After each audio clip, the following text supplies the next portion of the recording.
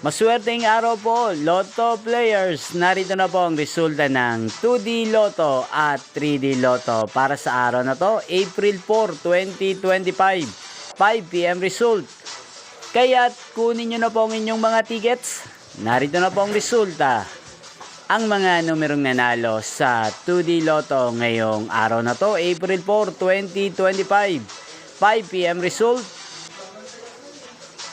25 at 19 in exact order.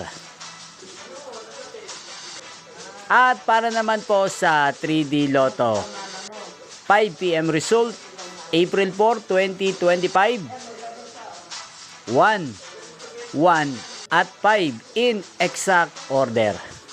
Sa lahat po ng tumaya ng mga numerong iyan, congrats po sa inyo, panalo po kayo. Inyo pong napanood ang resulta ng 2D Lotto at 3D Lotto sa channel na to, Roderick Hernandez TV.